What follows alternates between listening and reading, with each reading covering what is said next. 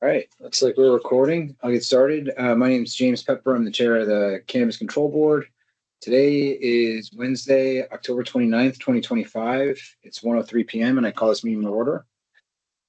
We have some guests on the agenda today, so I'll keep my remarks brief. There has been a fair bit of tragedy in the cannabis industry since our last meeting. I wanted to briefly acknowledge the passing of Keith Griswold. He was a true pioneer and very dedicated to making Vermont a center of excellence. Keith, your vision will be missed. Anyone who's been following the medical use endorsement knows that one of the prerequisites for using that is there must be at least one employee who's received an enhanced training available all regular business hours. We have finalized the curriculum and format for the course and set the date of the initial training, which will be Wednesday, December 3rd. This is a free training for participants. It'll be presented through Microsoft Teams and include live instruction and will be followed by a certification exam. Space is limited at this first training, and we will be prioritizing employees of retail shops that have applied for or received a medical use endorsement. We're going to send out an email to those retailers with instructions for signing their employees up. So keep an eye out for that email. We do intend to rerun this training in mid-January, and we'll accept signups from a broader employee universe. One other issue, we received complaints about retail shops scanning IDs and potentially collecting personally identifying information about customers without their consent. I wanted to remind everyone that Rule 2.8.3 explicitly prohibits collection and retention of personal information without the express permission of the customer. And of course, there's all sorts of other laws outside of our regulations that govern how personally identifying information can be collected and used. So please be mindful of the importance of consumer rights, particularly in this area. Other than that, you just have to approve the minutes. We had our last regular board meeting on September 24th. We had a special meeting on October 2nd where we certified the adoption of our advertising settlement. And then we had two evidentiary hearings on October 8th and the 15th. So moved. Seconded. All in favor? Aye. Aye. Aye. Okay, moving along. Next up is public comment. Handle this the same way we always do. If you have a comment and would like to, if you'd like to make a comment, please just raise your virtual hand. We'll call on you in the order that you raise them. Then we'll move to folks that join by phone. Looks like Chris Vickers is first. Hi, can you hear me? Yep. Hey, this is Chris from Rootland Cannabis, Hickory, Hash, and Bud, coming to you with a little thing we like to call the pushback.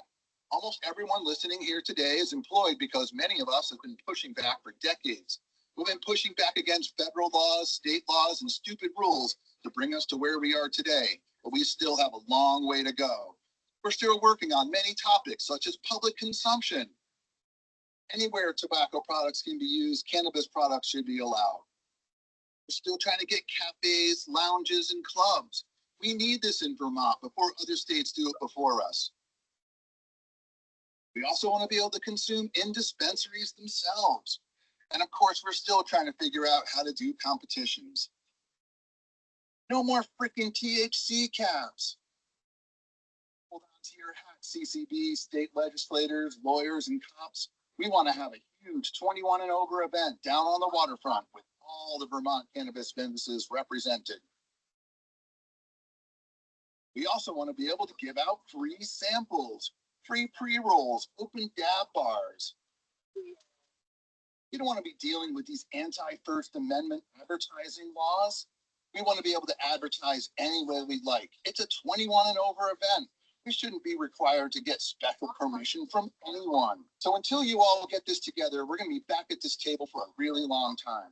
It's time state legislators get on it. Cannabis is meant to be shared, not always taxed. This is Chris from Rootland with the pushback. We'll stop back in a couple months and see how things are progressing. Take care, and thanks to Mahali for the use of this music. Peace.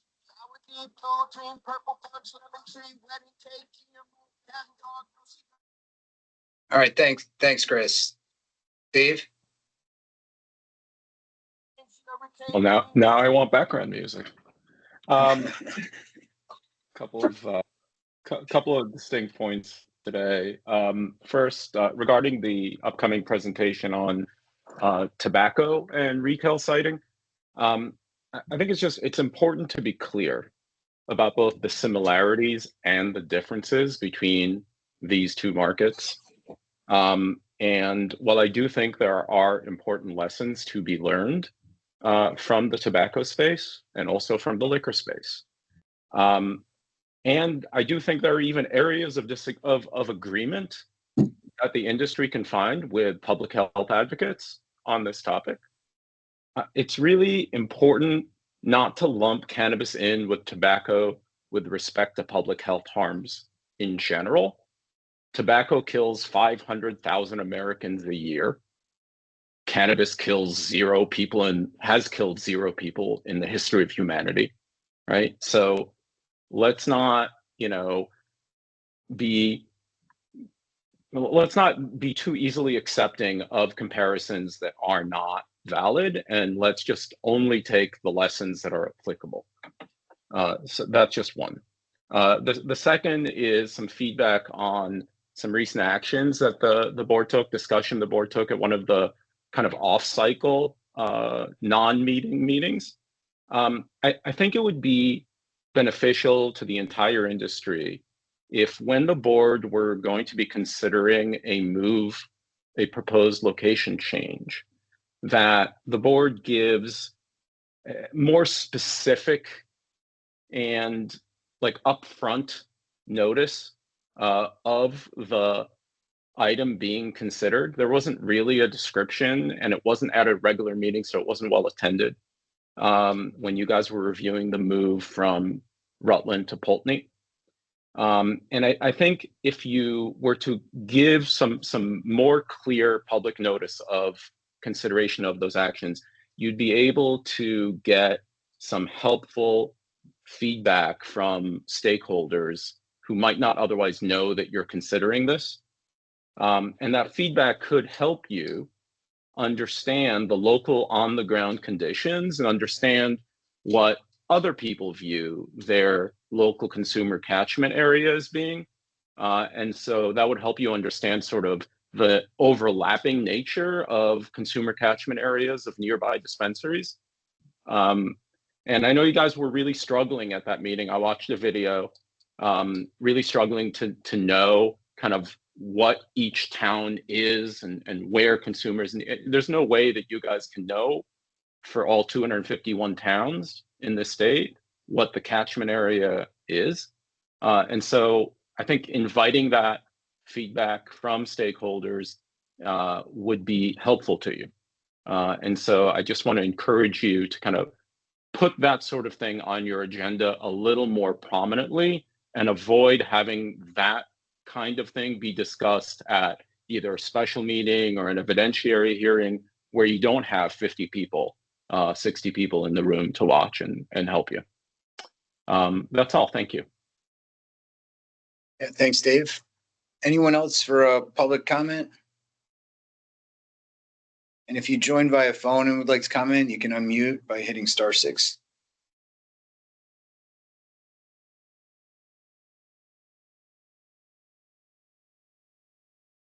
Okay. I will close the public comment window. First, Julie, I forgot to mention something at the opening remarks. Would you mind? Yes. So the employment survey for the cannabis industry is out. Patrick has so kindly sent it out to folks' emails. If you didn't get it and you have an employee ID card, please check your junk mail or your other inbox or wherever those things sometimes land. The more folks we can get to fill that out, the better the data that we'll have to look at.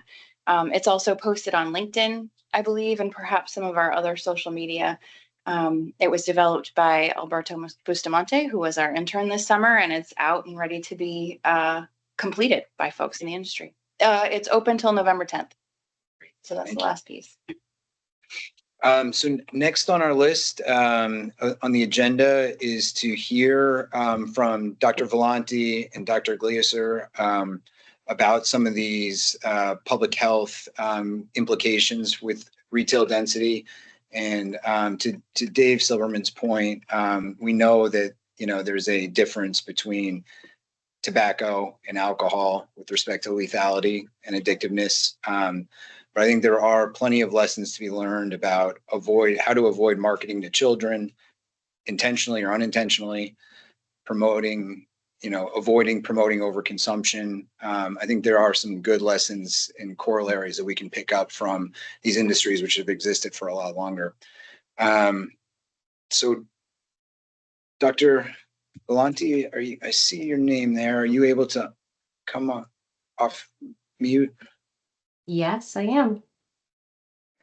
And I'm going to share my screen. And Allison Glaser is here. Allison has laryngitis, so I will be the one talking today.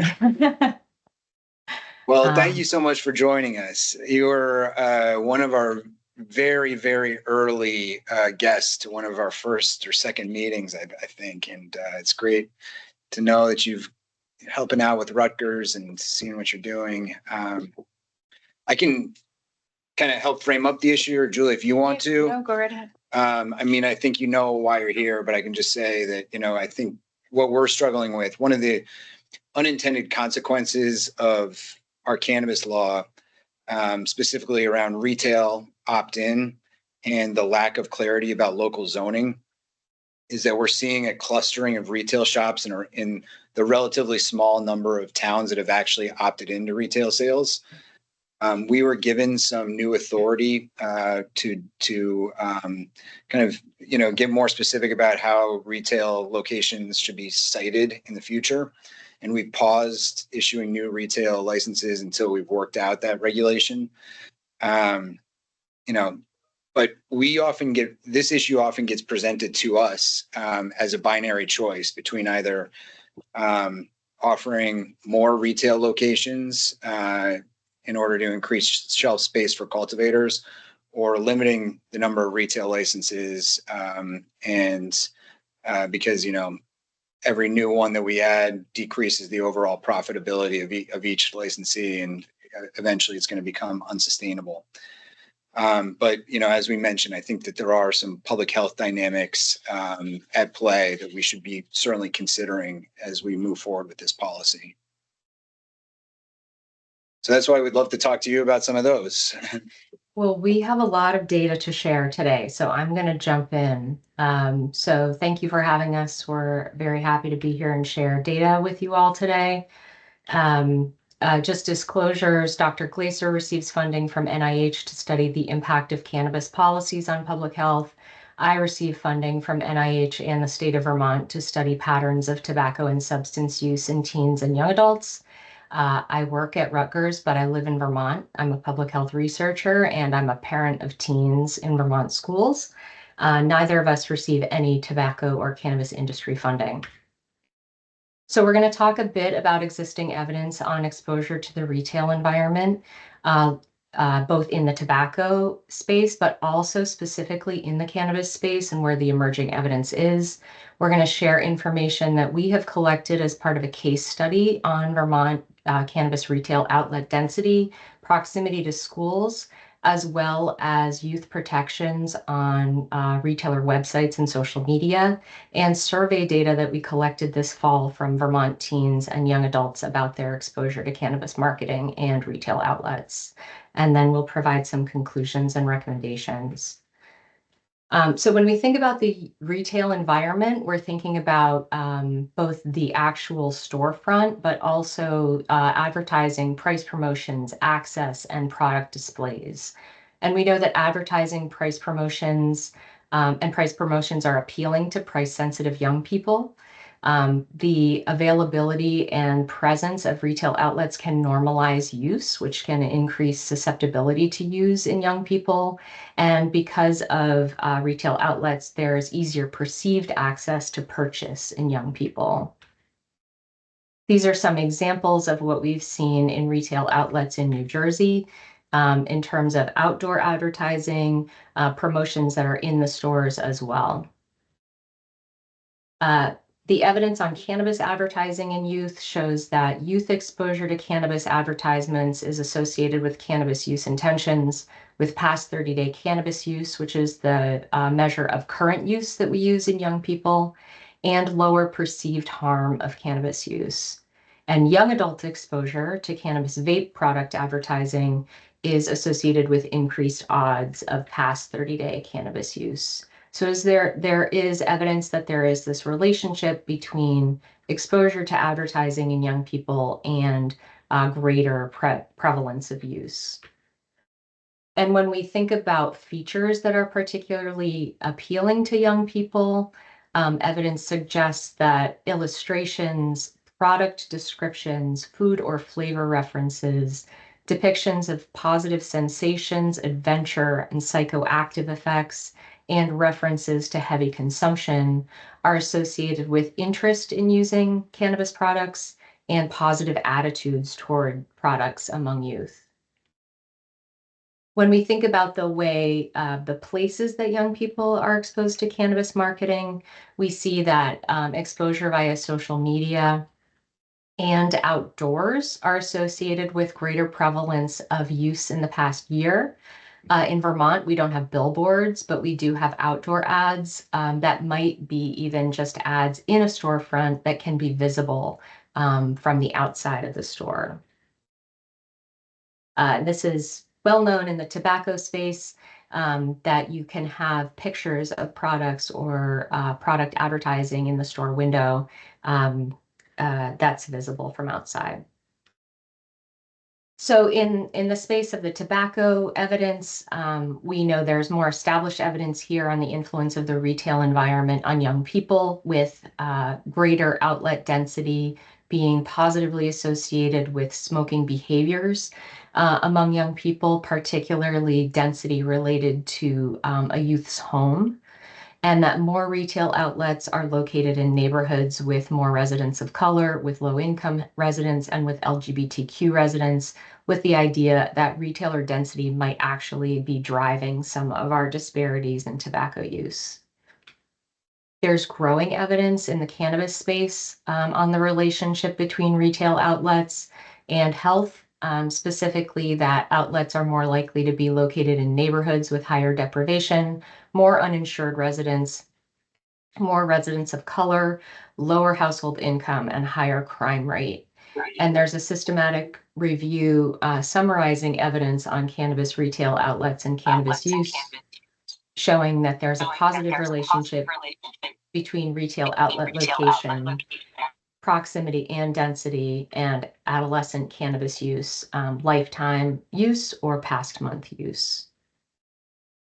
So the licensing of retailers also allows for the online retail environment, because retailers are allowed to have a web presence, and there's a strong retail presence that's accessible to young people that includes both online sales and social media.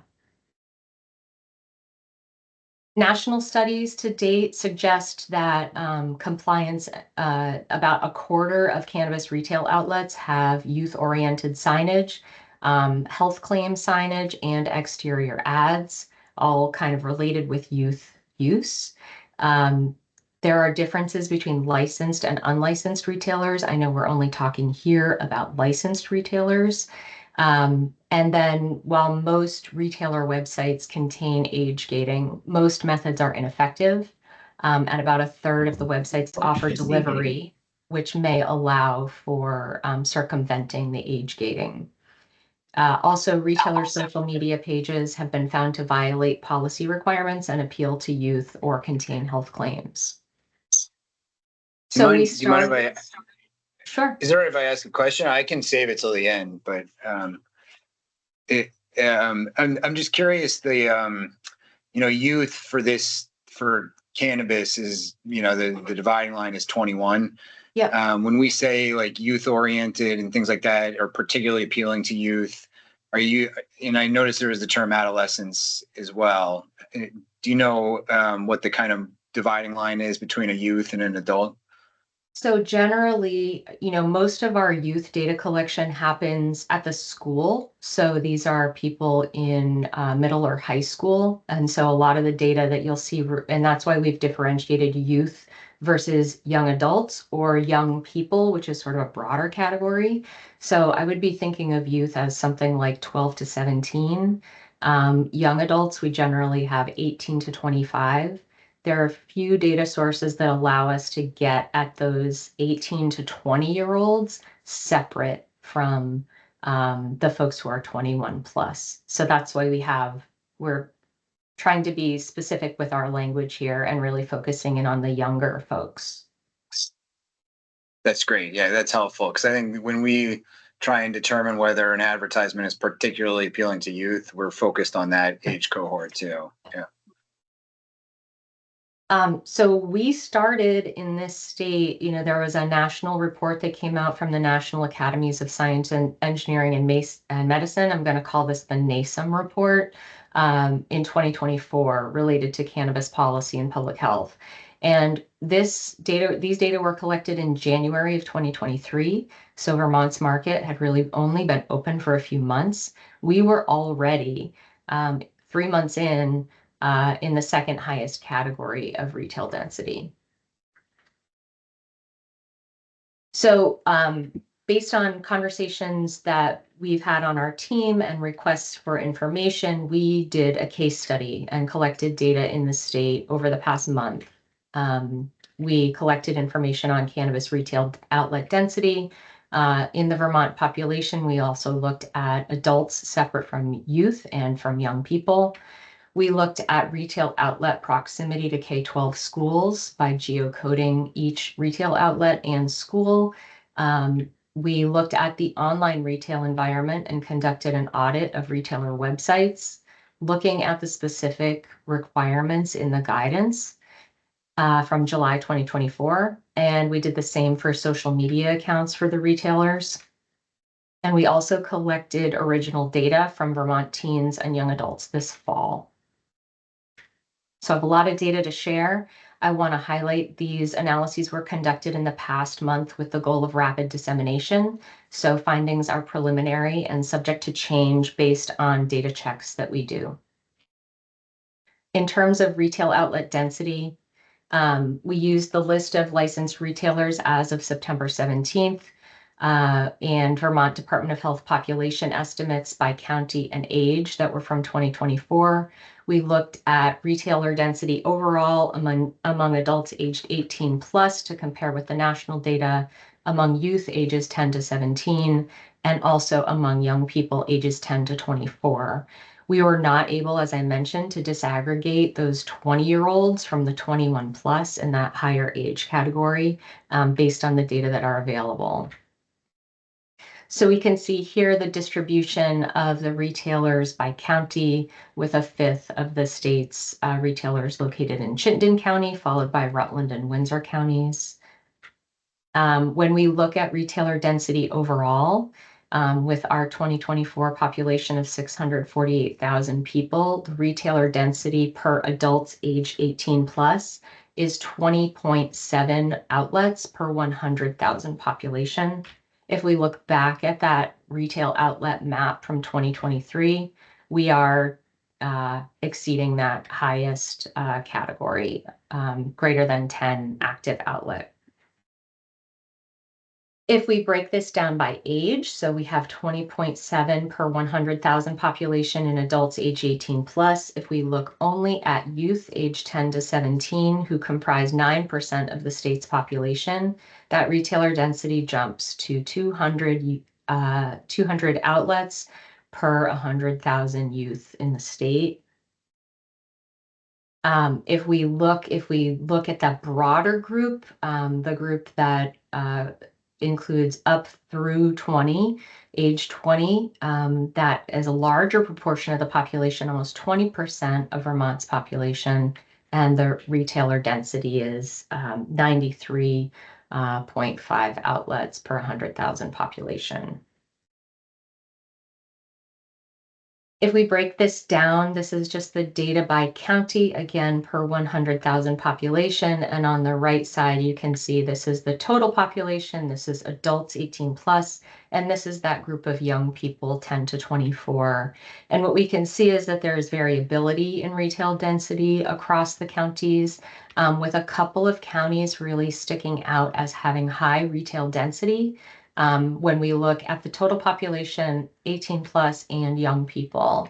And those are Rutland, Windsor, Lamoille, and Grand Isle counties. Since we only have 600,000 people in the state, the per 100,000 population measure doesn't quite fit. So this is the same data just per 10,000 population. That might be more relevant depending on what we're looking at. Again, same findings, same underlying data, just moving the decimal place. We looked at proximity of the retailers, the 111 retailers, to the K-12 schools. So again, we pulled that list of licensed retailers from September. And we looked at a schools database on the location of 386 schools in the state. We included buffers around each school at 500 feet, 1,000 feet, and 1,500 feet. And then we did a spatial analysis to understand the number of retailers that fell within each of those buffer zones. So what we can see is that there were no licensed cannabis retailers within that state prohibited 500-foot buffer of any school, which was great news. Within a 1,000-foot buffer, there were nine schools were located near 10 retailers in the state. Within a 1,500-foot buffer, 25 schools were located near 39 retailers. So these distances exceed the legal threshold that's currently in the laws, but they do still represent close spatial proximity that might have impact on youth exposure to the retail environment.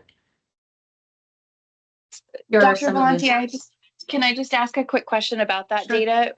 And maybe I missed it, but that 1,500 feet, is that like huh? Yes, it's like a buffer, like a radius around the school. Okay.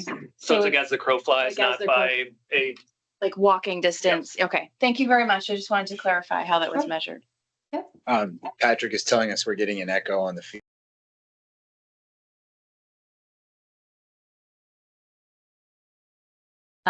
In terms of the schools that are affected by retailer proximity, there are on the left, this is the 9 schools within 1,000 feet of the retailers. On the right, this is only 10 of the 25 schools within 1,500 feet of cannabis retailers. But just to note which schools are affected, one thing that's interesting here is that Edmonds Middle and Elementary School have different numbers of retailers. They're located on the same campus, but Edwards Elementary is slightly farther away from downtown Burlington than Edmonds Middle School, which is why we see that difference. Though I think if we were thinking about the two schools together, we wouldn't have a distinction really here between since they're located on the same campus. And then these are the top 5 cities with schools that are close to cannabis retailers. Fairhaven has 2 retailers that are close to 1 school. The other 4 on the left side only have 1 retailer located within 1,000 feet of 1 school. On the right side, we can see there are 15 retailers in Burlington that are within 1,500 feet of 5 schools. So then we looked at the retailer websites and we used the advertising guidance to guide our data collection instrument. So we looked at all retailers online to determine whether the retailer had a website. If they had a website, we collected information on whether there was age verification or age gating, which was mandatory. and how that functioned. So whether they're redirects to other websites or they're blocked from purchasing. We looked at online store availability and whether one could purchase without age verification. And we looked for the statement or disclaimer information. So all 111 retailers have a website. Most age verification or some sort of protection that is that occurs when folks indicate that they are under 21. Most also have online purchasing available, and fewer of those retailers have online store age gating, meaning that young people can access the online store. Only 9 of the 111 sites had the mandatory health warning label present. A couple of examples of the way that the age gating functioned that we may want to look at a bit further. There's one site where if you said yes, you were referred to the mandatory health warning. If you said no, you were referred to Leafly, where you could identify other places to purchase cannabis. On some sites, there were no options for the age gating. So the site said you had to be 21 or older, but you could still scroll down and see content, and you could also access the store. And then another example is that for some sites you could access if you were under 21 if you hit the back button. So on this site, if you selected no, I'm not 21, you got to the Vermont Department of Health site that had information on cannabis and youth. And if you clicked back, you could get into the site and access the store. In terms of the social media accounts for retailers, again, we used the guidance to inform the data that we collected on each site, including the presence of product images in social media posts. So again, we looked at all retailers to determine the presence of the social media accounts, what platforms the retailer had an account on, whether it was a business or private account, and whether there were photos posted of products on the social media account.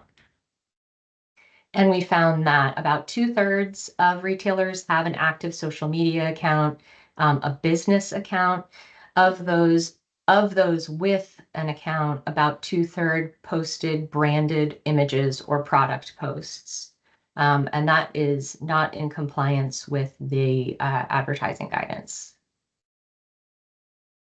This is an example of a social media post that featured a product and the text related to promotion, and there was no age-gated access to this post. So we then collected information as part of the PACE Vermont study, which is a study that I lead in partnership with the Vermont Department of Health. Our goal in this study is to understand the impact of state-level policies and communication campaigns on substance use beliefs and behaviors in young Vermonters. We have been collecting data since 2019. Unfortunately, we were not in the field around the time that retail cannabis came in. But we are back in the field and collecting data in 2025 and 2026. So we collect data from Vermont teens and young adults aged 12 to 25. They complete data collection by an online survey. Our Wave 11 survey was open from September through October. We invited almost 500 participants, and we have 340 in these preliminary analyses. This is a convenient sample of young people to try to get a sense of what is going on in real time in the state. And so for these data, the data that I'll present today, we added items to our survey to capture exposure to cannabis stores in the community, exposure to cannabis marketing, and whether they had visited a cannabis retailer in the past 3 months. So in terms of looking at exposure to cannabis stores in the community, we asked how often do you see cannabis stores in your community or in nearby communities? And we found that more than 60% of our teens aged 12 to 17 see cannabis stores in their community at least weekly. And overall, this is similar for our full sample of 12 to 25-year-olds, about a little more than 60%. We asked them how many cannabis stores are in your community, and we had a drop-down menu where they could choose 0 up to 9 and then 10 plus. We've grouped 6 through 9 in this table because of cell sizes. But what you can see here is that more than 90% of Vermont teens age 12 to 17, again, I'm only reporting here on this column, report at least one cannabis store in their community. And then we asked in the past 3 months, how many times have you visited a cannabis retail store? And I've collapsed the responses here as 0 times or 1+ times. And you can see here that more than 1 in 10 Vermont teens reported having visited a cannabis store, retail cannabis store in the past 3 months. And that's over 50% of our young adults have reported visiting a retail store in the past 3 months. The final question that we asked was related to exposure to cannabis ads or promotions. So we asked, how often do you see ads or promotions for marijuana or cannabis products? Daily, weekly, monthly, less than monthly, never, or don't know. And I'm focusing here on the findings at least weekly, so folks who responded daily or weekly. And you can see that more than 1/3 of young people, youth, the teens here, reported at least weekly exposure to promotions for marijuana or cannabis products online, on websites, on social media, and importantly, when I'm out and about. So in stores, on public transportation, or by the side of the road. And this might be our best proxy measure for exposure to the retail environment. So in conclusion, within months of implementation, Vermont already had second to highest category of retail density across the US. As of 2025, the retail density is now 20.7 outlets per 100,000 adults age 18 plus. The density among adults 18 plus and among young people is highest in some of. And youth exposure to cannabis advertising and the retail environment is pervasive. Self-reported into retailers, we have more than 60% of Vermont teens seeing a cannabis store in their community at least weekly. More than 90% of Vermont teens report at least one cannabis store in their community. More than 1 in 10 Vermont teens report having visited a cannabis store in the past 3 months. More than 1 in 3 of our PACE Vermont participants exposed at least weekly to cannabis advertising online, on social media, or when they're out and about. Online retailer websites have ineffective age gating to reduce youth exposure to products and promotions. And the online retailer social media accounts promote products with features that are known to be appealing to young people. So there have been a number of policy approaches to reduce retail density for tobacco and cannabis. Some of them are listed out here. An important piece is that for tobacco, the buffer around schools was deemed to be one of the most equitable ways to reduce retail density, though there have been a number of approaches tried. So our recommendations to reduce youth exposure are to inform compliance and enforcement actions with annual retailer audits, including auditing brick and mortar and online stores, online presence. In the store, recommend collecting information on whether there's age verification or ID checks at entry, at the time of purchase, whether there is presence of exterior and interior advertising, including price promotions, the visibility of interior advertising or products from outside the store, whether there are free samples or tastings, promotional or sale items or gifts. These things are known to be associated with young people, youth appeal.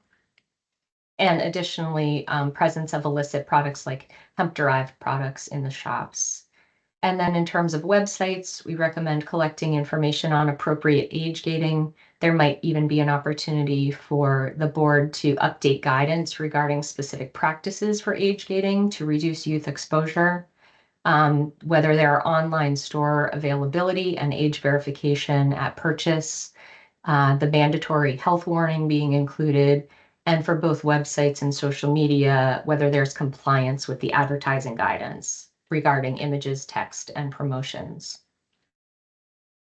In terms of limiting density or addressing density, might consider increasing the buffer around schools to 1,000 or 1,500 feet.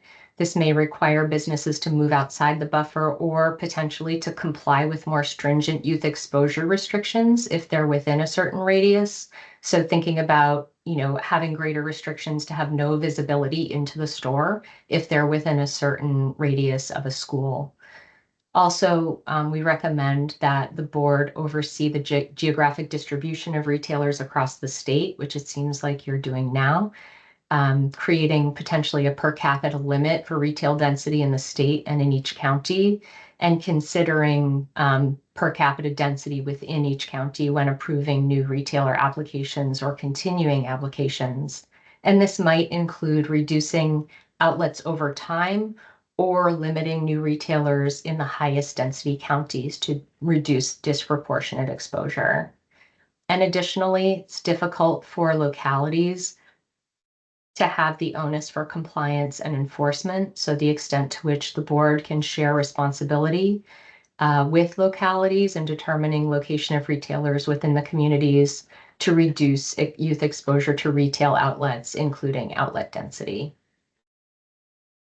For tobacco, we know there are a number of things in the public health world that reduce initiation, like comprehensive tobacco control programs, smoke-free policies, interventions to increase the unit price for tobacco products, and mass communication efforts.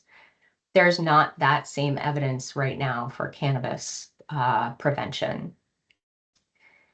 So we recommend ensuring a comprehensive approach to cannabis control with greater funding for youth cannabis and substance use prevention that occurs in the context of state and community interventions, health communication interventions, cessation interventions, surveillance and evaluation, and of course, your work on regulating the retail environment, both in person and online.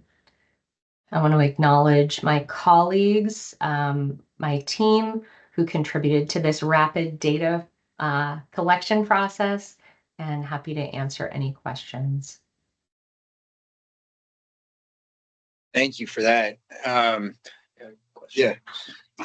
So when we talk about the ratio of retail density, I'm curious how your team handled tourism data in Vermont. We see about 15 million tourists a year, 9% of our GDP. I'd imagine most of those are adults over the age of 21 that are spending those tax dollars, and that didn't seem to be a part of the conversation here. So wondering how you handled that.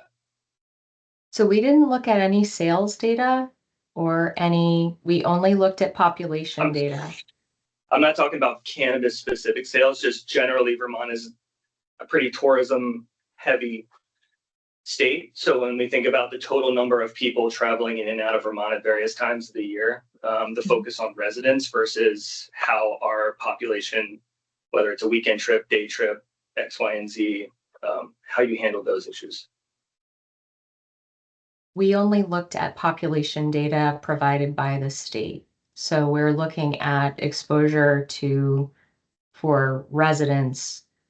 So yeah, I don't really know how the tourism data would impact retail density. Okay, thank you. So there's a recommendation about caps by county.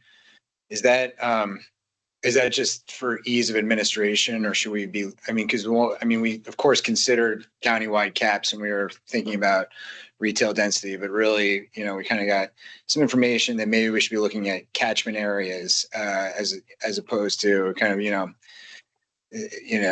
it's just not a perfect proxy. If you have one right on the border of between kind of Rutland and Pittman, you may be in the same catchment area, increasing retail density for an area, but it wouldn't be caught up in the county cap conversation. Yeah, I think there are limits in what data we have access to, right? So we have distribution of residents by county, but I don't know that we have, I suppose we have in some form some sort of spatial data where you can look at truly from someone's residence what their retail density. Those data are not available currently from our state government, as far as I know. So yeah, I think that is an important thought. I think county is a marker that can be used and can be compared across states. It's something that could be easier to have data. If you're making a data informed decision, that's where the data are available. And I don't know that I would limit it. I don't know that I would separate the population of the county from the county limit. So we have counties that are very, very small. Essex County doesn't have any retailers in it right now. But we might think about the distribution in that way. The other question I had about the question about how often do you see a cannabis store?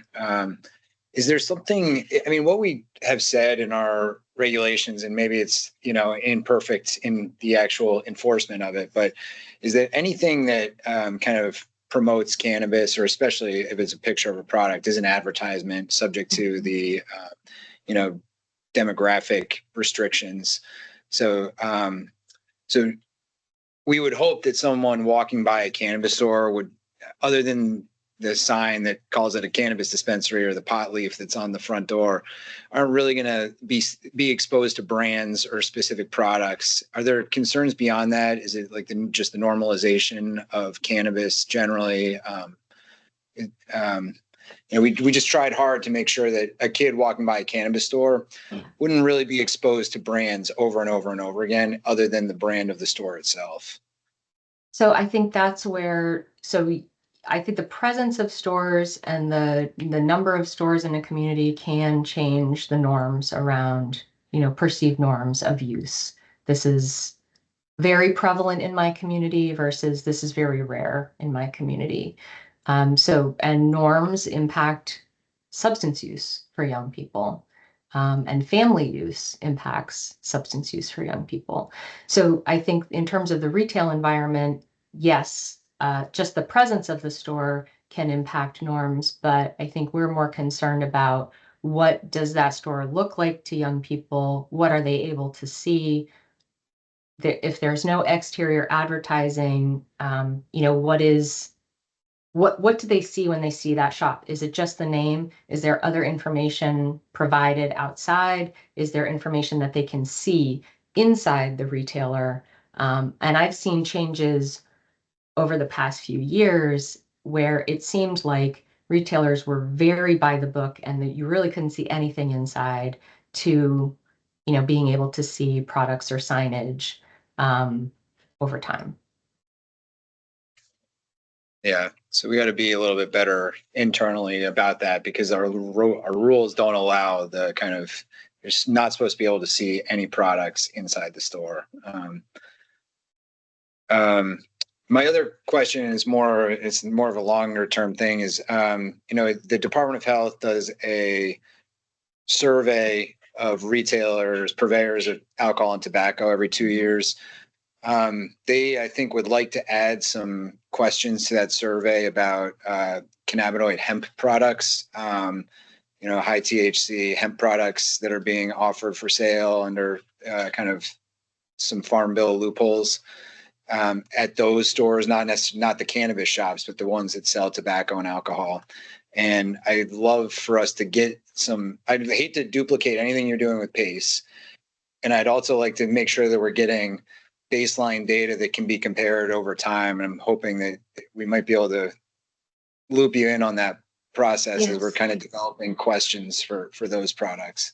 Yep, definitely. That does not overlap with PACE. We're only collecting data from people, not stores. So I think that that's a really important part of complementary data collection, understanding what's in the stores and then understanding how young people are exposed and report what they're seeing in the stores. That's great. All right. Thank you. You asked most of my Okay, questions, sorry. actually. The county thing was what I was going to ask about. So I appreciate your time, Dr. Valenti. This is very helpful information and a lot for us to think about. Yeah. Yep, thank you. It's great that you're in Vermont too. You know, I thought maybe New Jersey was going to steal you away when I heard you're going to Rutgers. Nope, still here. Great. Well, thank you very much. And thank you, Allison, as well. All right. So next on our agenda, we're going to hear from the Vermont State Colleges about a cannabis workshop that they're working on that involves some of the, I guess, the intersection with some of the Cannabis Business Development Fund efforts. So we have some guests here in the room. I've heard that there's an echo that's happening, but we'll just proceed until I hear that it's unbearable for 10 minutes. Thank you. Patrick, could you throw up those slides? Hi, everyone. I'm Timothy Egan on behalf of Program Chair, Director Philip Lammy at Castleton, myself and Jonathan Kaplan, who are part-time faculty at Linden and Johnson. We are all part of the Cannabis Studies Certificate Program. We're proud to have been working and developing through a grant from the Chancellor's Office to develop educational workshops for social equity applicants. And we work closely with Nathan Davidson and the Department of Economic Development and the Agency for Commerce and Community Development so that we can utilize the value for social equity applicants to utilize cannabis business development funds and help them do their job and create their business with more skill and expertise. So if you want to share that next slide, Patrick. Saw that Phil joined. So Phil has actually, Phil has a 2:00 class, so he had to run because the other presentation ran a little long. And it's his 70th birthday, so we can't begrudge him anything today. So this is our little team of folks here as well, part of the university. I'm the chapter director for Vermont Normal, so we try to factor in how our educational processes impact the local community, not just folks in the industry. Next slide.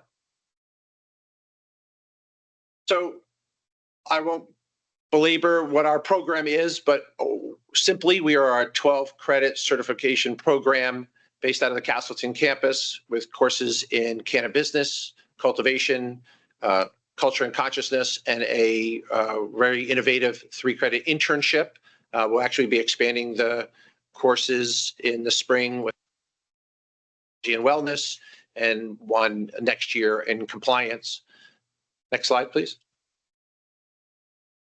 So what you really want to know. So we developed 2 sets of workshops that Jonathan and I will each oversee.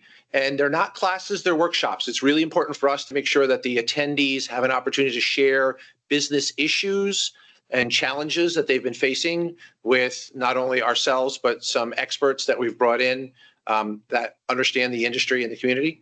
And I'll let Jonathan talk about the 2 that are focused on cultivation, and then I'll be speaking to 2 that are focused on business. Jonathan? Okay, so I'm a plant pathologist by training. So, you know, and I moved up to Vermont because I was an organic vegetable farmer for 9 years and part of the certification board there too. So my approach is definitely holistic and definitely organic. And that's not to say that I disparage indoor, but I think the people that can benefit the most by this are probably people that want to get their hands dirty, whether it's in a greenhouse or whether it's in the field. So the workshops, there's, you know, 2 workshops. One is going to focus on all the problems. be it pests, fungi, as well as climate change problems, whether it's dealing with the drought, dealing with excessive smoke, which invariably cuts down on your productivity, or flooding. So there's all sorts of the plagues that are a challenge to growers. So part of that is to help give tools and help people share their experiences. Because as a plant pathologist, I study lots of diseases, but I very rarely see them. One of the first things we learn is that disease is the exception, not the rule, or none of us would be here, right? So, but with everybody in the room, we can share our experience, and certainly, we can offer some ideas on how to control those things. Because sometimes when we're trying to maximize yield and profit, we are making ourselves vulnerable to catastrophic events that could destroy our yield and profit. So that'll be the focus of it, and sharing, with the growers that are there, and the participants all have their own horror stories, and then the other workshop is on the genetics, because the genetics you choose is going to be based on what you're trying to grow. The different businesses have different needs. If you're growing for fiber, you have a lot easier row to hoe in many respects than if you're growing for indoor and THC content and all these other things. And so you need to be aware and need to be wary of the type of genetics. And also we will be talking about how to, create your own genetics, and how to keep your own seeds, and anything you can do as a grower that's trying to get into this, that cuts out a middleman for any of the products that you need, is a good tool to have. So there'll be just some discussion on that, as well as how to just start your own seed stock, how to do your own hybrids, because, you can buy sex seeds, you can clone, although cloning obviously runs out of some vigor after a while, or you can actually just pay attention to what you're growing in the field, slaughter the males, and do your own breeding and stuff too. So it'll be a lot of practical information, and also the ability to bring your problems to us. There'll be no couch there, but to bring your growing problems anyways. And we can offer some creative solutions to them. With the pest end of it, I can particularly get concerned because theoretically nothing is really licensed to be applied to cannabis. So, anything that's licensed has been licensed since the beginning of time. It's not really a product. So knowing that, and knowing how you can avoid falling into the chemical trap, which you really need to do because it's illegal to use these things anyways. So that'll be the focus of my workshops, and a lot of give and take, and a lot of information to be gleaned based on what the problems are. I only see what goes on in my backyard. And this summer it was destruction of a barn to fix it up. So nothing was going on in terms of growing in my backyard. So Thank you, Jonathan. Jonathan's workshops will take place on December 5th.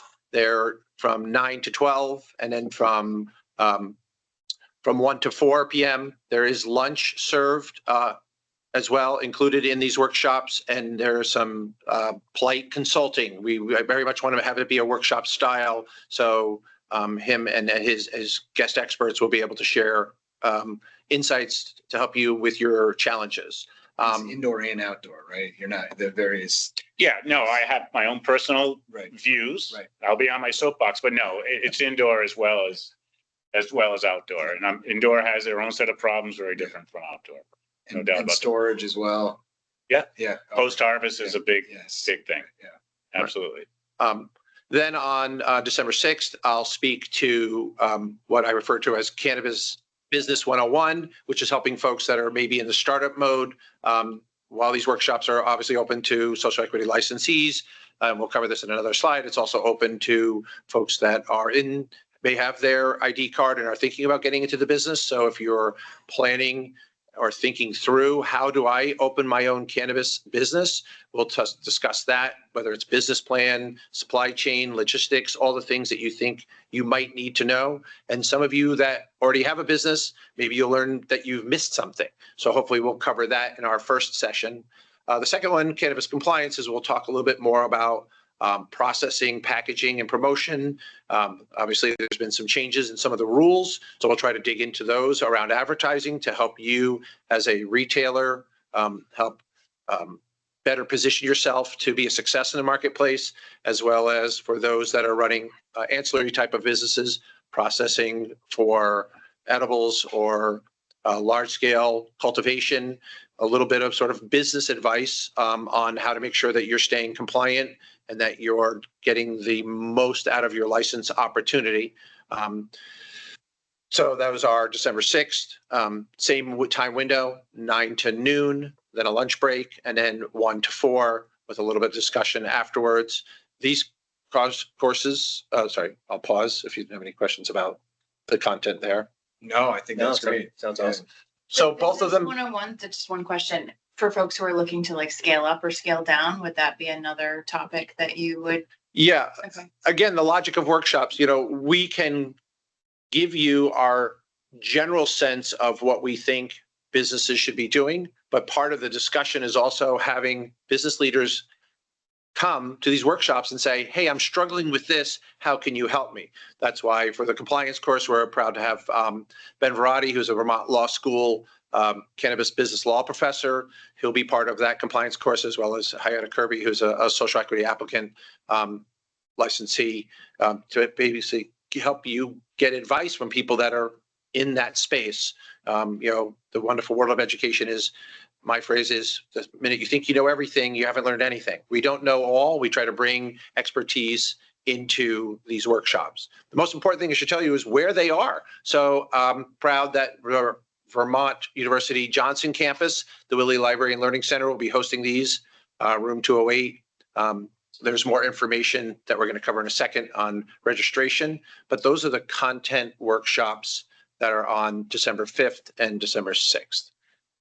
And you, it sounds like, are going to also have the not therapy session, but the bring your problems. Yeah, Jonathan has a couch, and I'll put on my businessman's visor and get out my pencil and say, how can we help you make your assets and your profits balance or show more profits than debts? Yeah, I mean, I don't want to break any confidentiality of these at all, but it'd be great to hear some of the problems that people are facing. We're currently drafting a report about the Cannabis Business Development Fund and how it should be funded and what it should be used for. And, I'm trying to highlight the various challenges that people are facing in this industry. These are not recorded and not Zoomed on purpose so that people can be candid about their issues, but I'm glad to collect data and ask people if they can share their information anonymously and share that. Because I think actually this is a good part of this workshop is those you want to know what people are struggling with so you can help them more. And I know you all were pivotal in working with us and the Agency for Commerce and Community Development to put these workshops on. So we want to make sure that this information sharing, it's experts helping struggling business leaders, and then be able to sort of share that information back to you so you can keep helping them. I'll reference what I thought was very successful. You had a peer-to-peer webinar about a week or two ago, last week, and I thought that was very refreshing that the control board had it and was listening to licensees in a different way. So we're hoping that this is another facet of doing that. And certainly in the growing world, it's anecdotal evidence that leads to what we focus our efforts on. Right. So if suddenly everybody has a septoria problem except one person, well, that's great. Let's find out why that one person didn't. And then so it really does drive the research and the focus. Next slide, Patrick, please. So here's the link. It's also available through the Vermont State University Workforce Development form stack. This is open specifically to social equity licensees, and it's supported through the stature for cannabis business development funding. And as those of you that are not licensees, maybe you have your ID card, actually funding is available for these workshops from VSAC. So whether you're a non-social equity business owner or an industry employee, we wanted to make sure that everyone that had an opportunity or had an interest in this opportunity could participate in it. Nathan, do you want to speak to any of that? Yeah, I would like to express that VSAC funding, my understanding is it's not a guarantee for workshop applicants, but it is something that you're at least eligible to apply for. So if there is kind of some sort of fiscal barrier in attending these workshops, it's at least something that's worthwhile to apply. Did you share the cost? Sorry. Cover that next. Okay. Next slide, please. So if you have more information on these, here's how you can reach that. When you reference packaging before, lunch and some supplies for attendees are courtesy Bovida and Vivi. We know that we can't always ask the state to front all the costs for workshops, so we want to make sure they were gracious enough to allow us to bring in a partner who will provide lunch and refreshments. And in the last slide, let's talk a little bit about the economics of it. Yep. Hey, everybody. Nathan Davidson, working with Department of Economic Development under the Agency of Commerce and Community Development. For those of you who aren't familiar, our department houses the Cannabis Business Development Fund, which is directed towards supporting social equity licensed cannabis businesses, primarily through financial assistance, but also through some technical assistance through a consulting group called Rhodes Consulting. We wanted to get more technical assistance opportunities out to the social equity cannabis business community, and recognizing Vermont State University's expertise in this area and your ongoing courses, we thought it would be a great idea to partner with them in helping to fund these workshops specifically for social equity licensed cannabis businesses. So the typical cost for one of these workshops is $250. If you were to take all four, it would make it $1,000. But for social equity cannabis businesses, we're going to be reducing that cost to $50 per workshop. So all four workshops would cost a total of $200. That's a great offer. I don't know a lot of workshops or trainings offered out there that are even $250 as opposed to $50. And then when you loop in their expertise, the hands-on nature of these workshops, they're in person, there is networking opportunities. You may be able to get to speak with interns from Vermont State University who are familiar with this industry. There's a lot of wraparound services tied with these workshops. So for that price, it's a really great offer.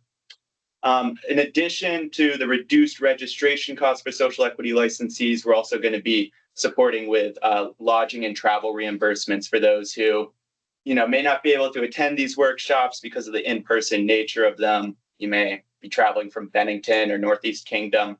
So we want to make sure that there's no fiscal barrier there for folks. So for lodging reimbursement, Vermont State University has a series of partnered hotels and inns throughout the Lamoille County area. I know there's a couple in Morrisville that will offer reduced price for their nightly stay, as long as you're affiliated with Vermont State University.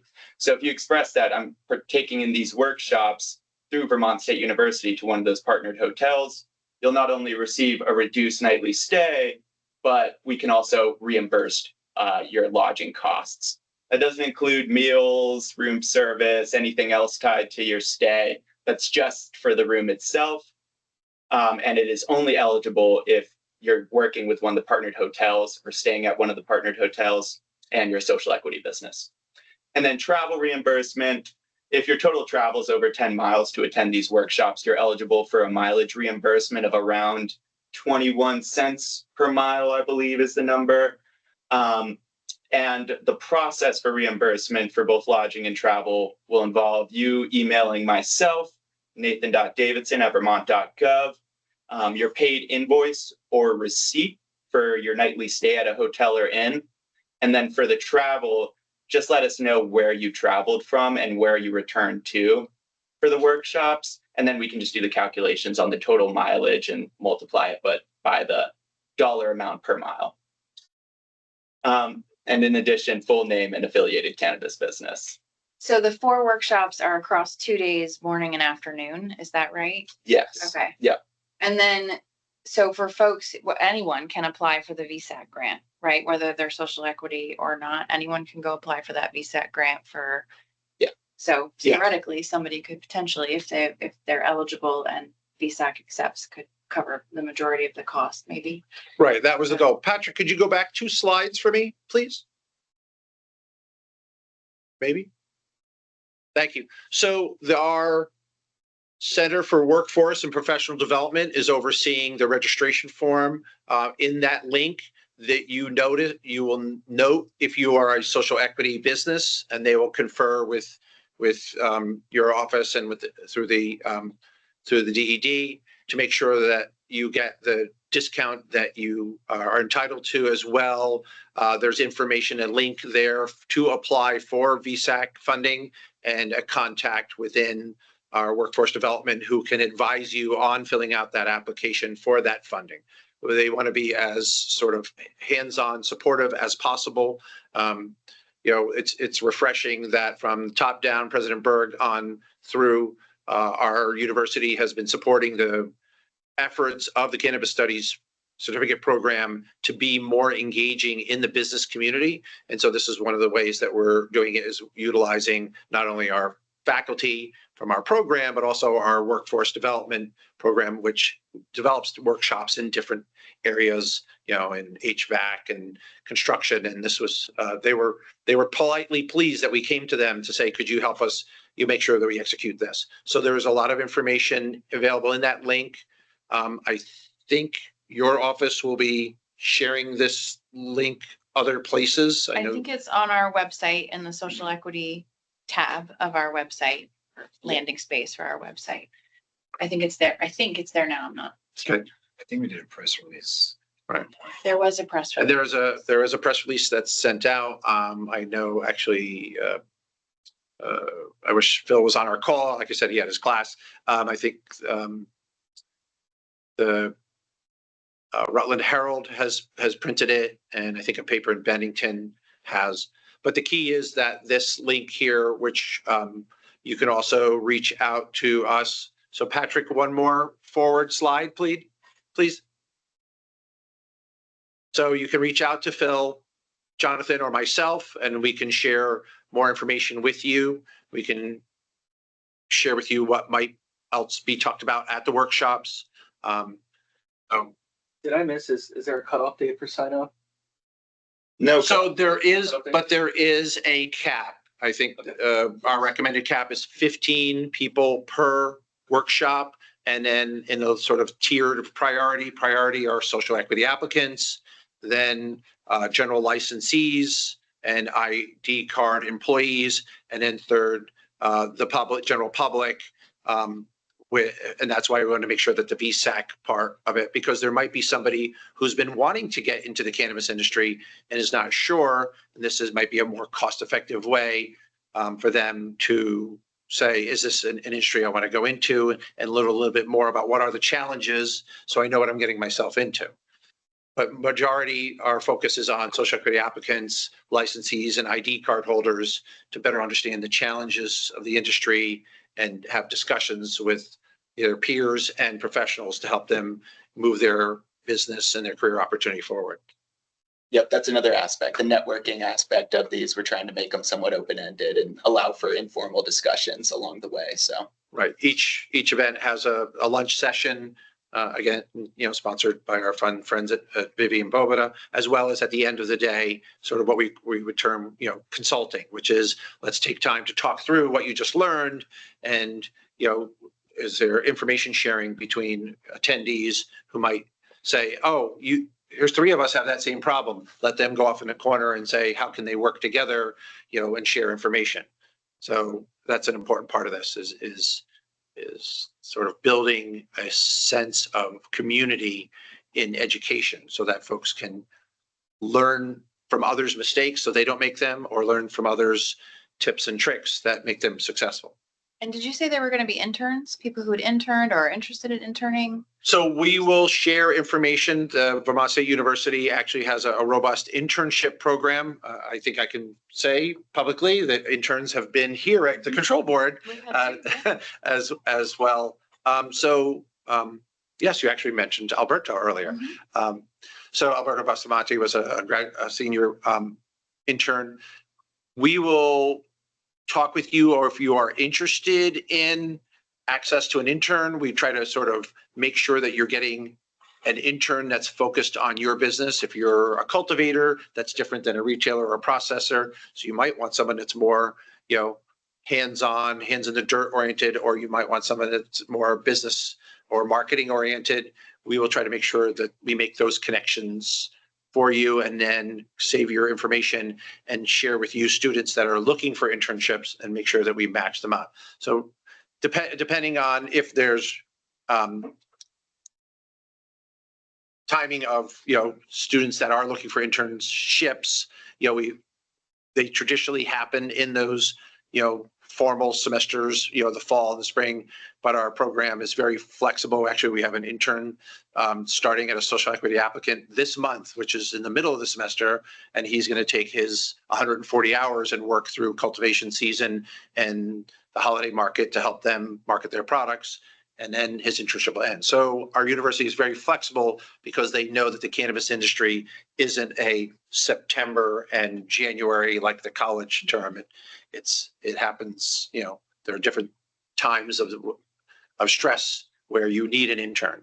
The other thing that we worked on is that our interns, if they have taken all 3 of their core courses, they've achieved the milestones to earn their ID card. So hopefully that your interns, as long as they've passed those 3 courses, will show up for their internship with the skill sets to have received their state required ID card for an employee. We cannot do the background check. That's still on the business to do that, but we're trying to send you ready working interns. So there's a limited amount of stress that you have to go to bring someone in. That's great. Couldn't say it better myself. Yeah. This is a persistent need that has been identified for us from the beginning. The lack of business support, the lack of someone to call when something's going wrong. It's just, this is an industry that the Small Business Administration does not support, that the state of Vermont supports off and on, with this Cannabis Business Development Fund. Yeah, being from the educational side, we've learned that, unfortunately, federally, the Department of Labor and the SBA and some of those agencies aren't there for the cannabis industry. I think a lot of cultivators learned that during the recent floods and, the lack of attention that FEMA may have paid to them. So if we can fill a gap in working with state partners like your agency and Nathan's agency, this is what a state college is supposed to do. We're supposed to help local business leaders and people that want to get access to educational information to help them, move their life and their career forward. And in the process, if our young people who are students or we actually in the cannabis studies program have a lot of adult learners, if they can get access to the career through internships or connecting with business leaders. Now what we're doing is, which I think all of us want, is how do we keep more young people in the state of Vermont? So we're not 680,000. We get back, we get our numbers up. That's great. Thank you so much. I know people generally like to have a certification, but they generally don't like taking tests. Is there a certification or a test associated with these workshops?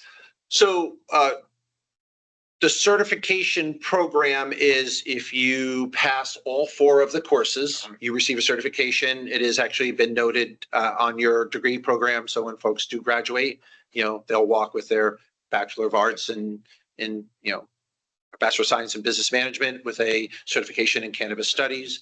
And then, like I said, with the ID card, all the students have to have a passing grade of all 3 cultivation, cannabis, and culture and consciousness. Those 3 courses, those milestones are tied to your legal requirements for education for ID card.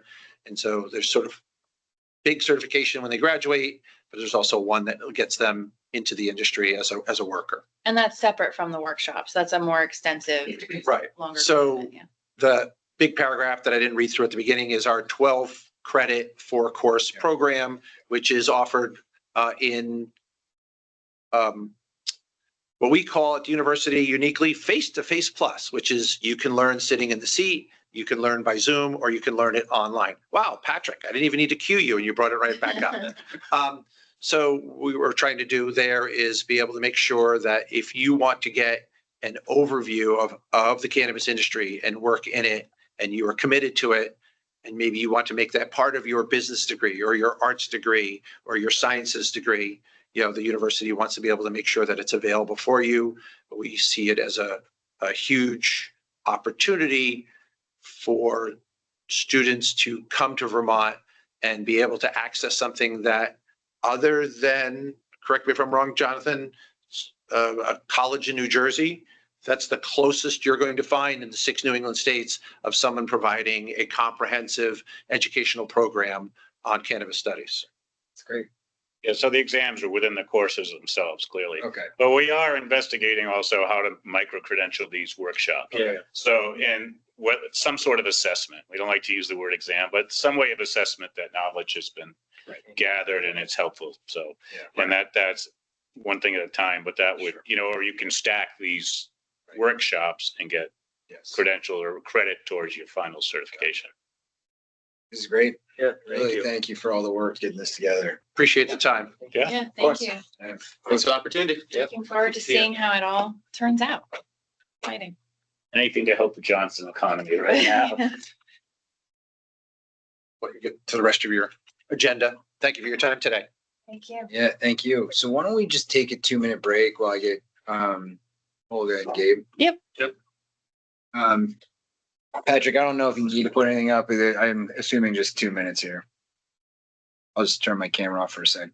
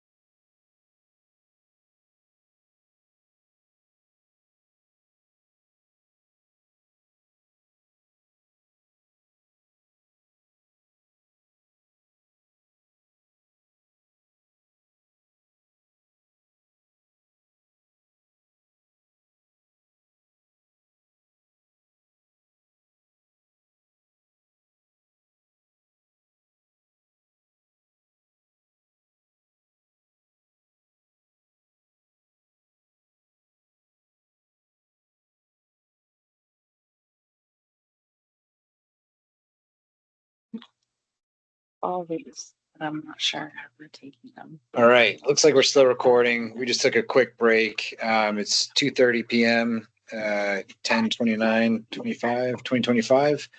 And we're going to pick up with the executive director report. We are running a little bit behind schedule. Apologies to everyone for that. Apologies accepted by staff.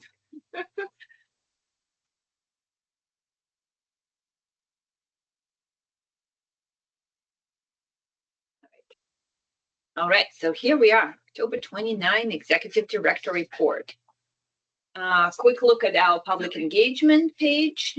On the 22nd, we held our event on stakeholder legislative goals. Those of you who might have missed that, please visit our YouTube channel. Stay tuned for the update on our next peer networking event. It might include an additional section on legislative issues, but it's still a TBD, and Patrick and team are exploring options and will announce as soon as we have the topic and the time confirmed. So that's where we are at here. And the data, adult use program data is next. The data is as of October 16th. So first slide here, a snapshot of our active licenses. As you could see, 584 active licenses as of the middle of October, 10 fewer than last month. 11 fewer than a year ago, 11 more than a year ago at that time, and 10 less than last month. Think I got that? Trying to go a little faster than I should. But obviously, given that most license types are closed to newcomers, some attrition is to be expected, but we'll keep an eye on the health of the market as we have been doing in case of any anomalies. So that's this slide. And now we are looking at licenses by the type. That's across the most recent quarter. As you could see, small and steady reduction in our cultivator category continues, down to 366 from 374 last month. Again, they're seeing the same sort of attrition symptoms, given that the cultivation licensing is temporarily closed to new entrants. One additional change is a small drop in our manufacturing category. We went down from 94 to 92 licensees. No changes otherwise. So on the retail, last month or our mid-month meeting, we decided not to extend a retail license that it had missed its renewal deadline. Is that not reflected in those I numbers? wonder if it's the dates Okay. thing when the report was pulled. Okay. They were good until like almost the end of October. Okay. Oh, that's probably it. Yeah. Yeah. So just just the data. I mean, they would have been accounted in that number. Because, yeah. Okay. Yeah. Okay. So moving on. So priority status, no changes here, really months over months, continue to remain steady across all categories. Okay. A quicker look, I have a few slides here also on the priority status. So here we are looking at the last 3 months worth of data. All of our active licenses accounted here. October data is in the last column. So again, we're seeing fairly consistent proportional change in each priority status months over months. If you look back at August, September, and October.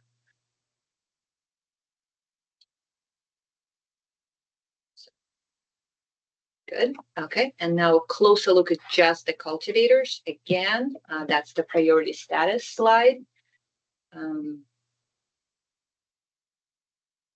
Again, we're not seeing any discrepancies here.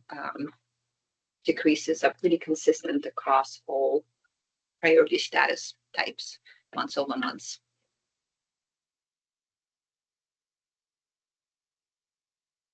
That. they're ready, I'll pull up our manufacturers. Same slide, months over months. You could see the two manufacturers that exited the market in October were both standard licensees. Those numbers are also steady across priority status types.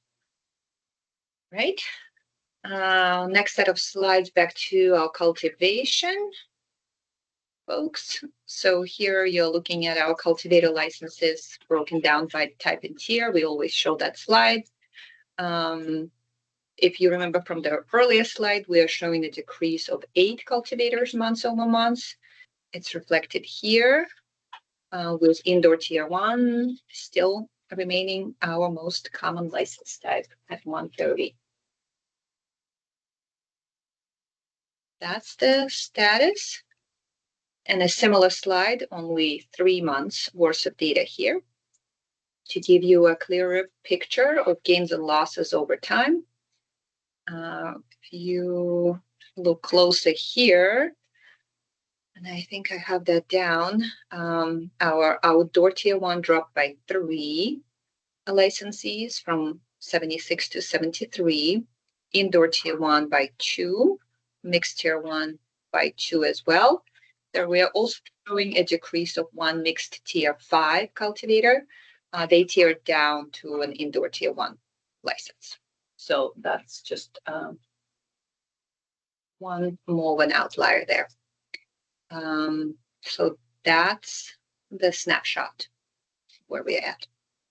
Okay. Moving on, a quick look at our manufacturers. Again, 3 months worth of data, and the 2 manufacturers captured here, they were both tier 2s that exited the market. Okay, so there is their manufacturer slide. A quick look at the licensed canopy capacity square footage data. So indoor is in green and outdoor is in yellow. Total amount of licensed canopy is now 849,000 square feet, down 30,000 square feet months over months. Again, due to the attrition in our cultivation numbers. And as we've been noticing, the gap is closing between our indoor and outdoor capacity.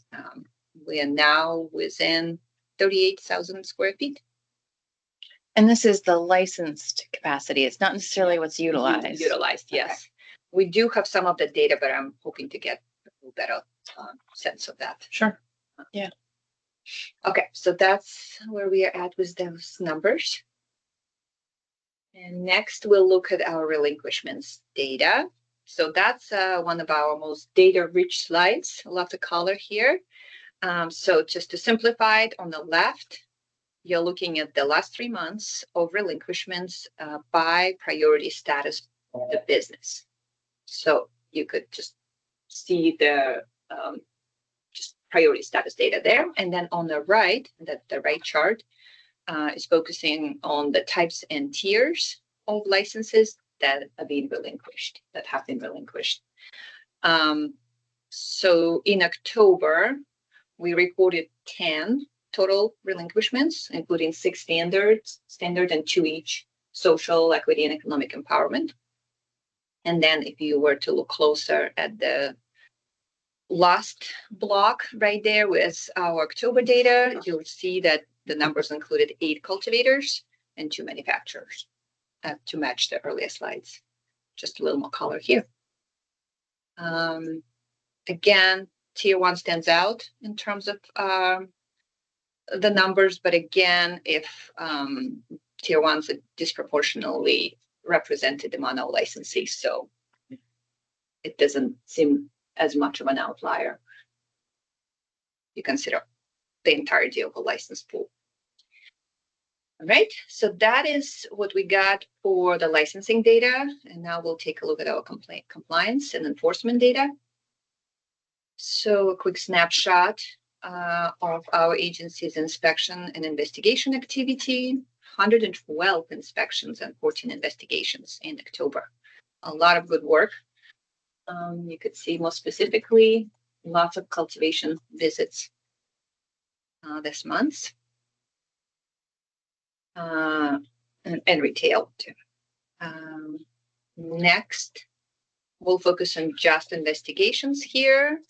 Again, each color represents a different subject of investigation, with red is retail, yellow manufacturing, and green cultivation type cases and investigations. We've got a lot of advertising violations this month in comparison to other subsets. What's the difference between licensed activity and outside license? Keep, do you want to take that? I think unlicensed would be completely somebody who doesn't hold a license engaging in a licensed activity, whereas outside would be outside of the scope, like a manufacturer that had tried to sell directly or something like that. Thank you. Sure. Mm-hmm. All right. Good. Yep. Okay. Right, moving on. Other actions this month. Let's see, if you look at the complaint count, we recorded 32, slightly down comparing to the prior months. 12 letters of warning and 4 notices of violations recorded this month, and 5 product destructions and 5 cessations of operations that were overseen by our team. Lots of time on the road and in the office. As far as the complaints go, there's a breakdown by subject. I would say dismissed category is sort of more popular this month. What that means is the complaints were not found to require anything actual from the team based on the desktop review by our director for compliance. So that's where that one lands. And next is our letters of warning. So 12 were issued. You could see what those were all about.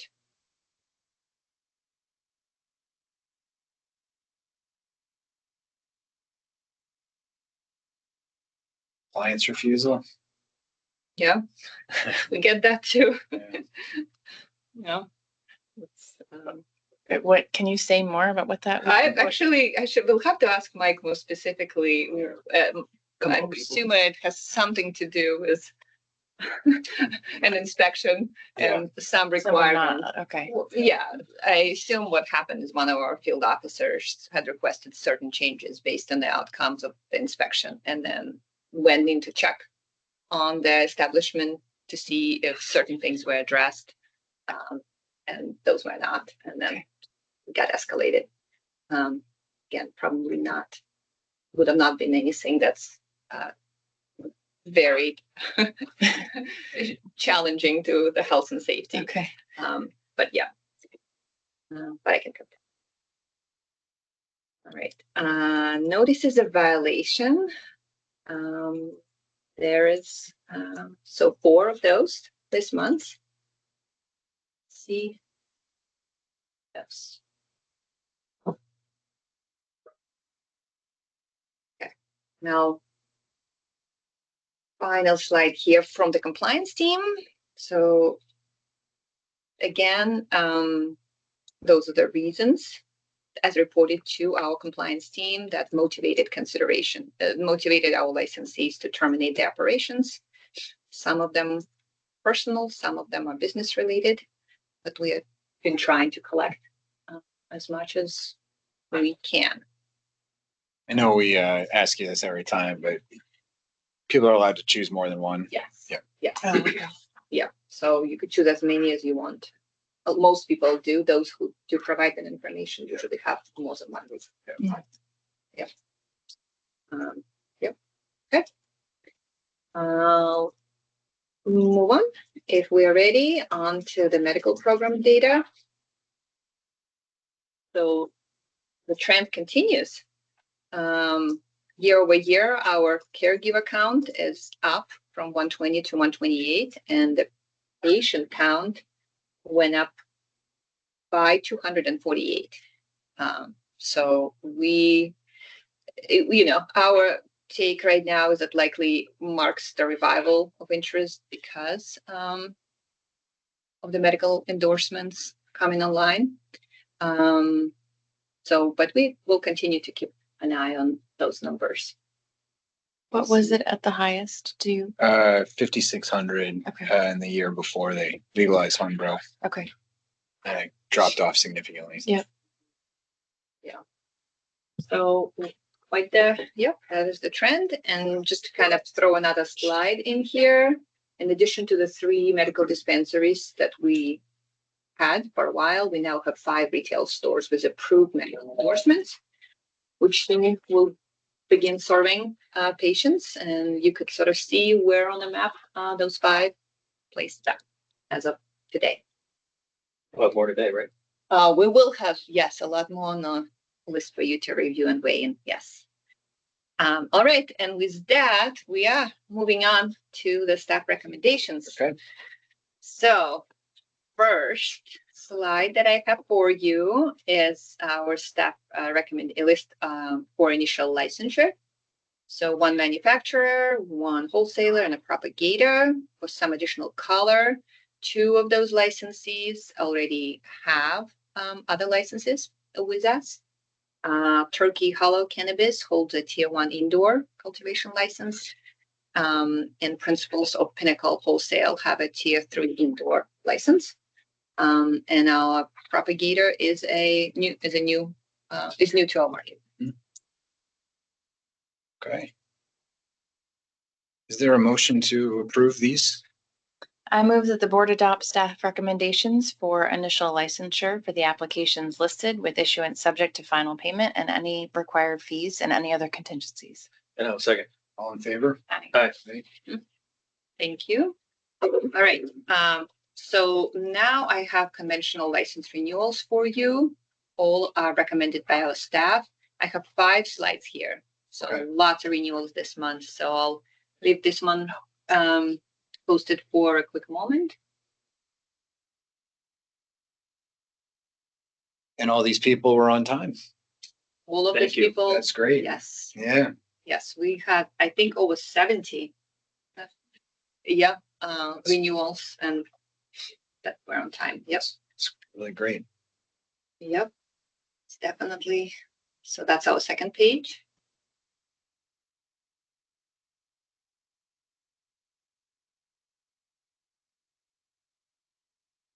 There is a third page.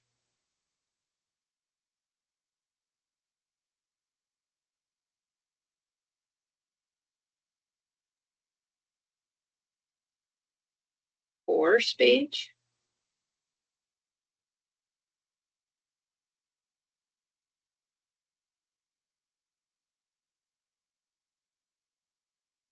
And the final slide.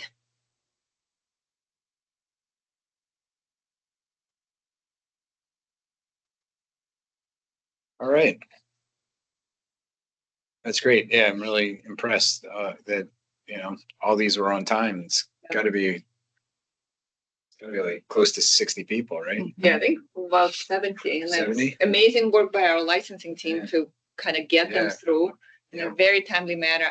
And it's nice to see our community coming together and doing their part. Great job. Yeah. Okay. Is there a motion to approve these renewals? I move that the board approve the listed applications subject to usual contingencies. And I'll second. All in favor? Aye. Aye. Aye. Okay, thank you. Okay, a few more slides for you today. So here you're looking at 2 applicants who wish to renew in a different cultivation tier. Both ask to move from a mixed Tier 1 to the outdoor Tier 1 to better reflect their operations and plans. And our licensing team recommends approval here. Okay. Any questions for Olga about these? All right.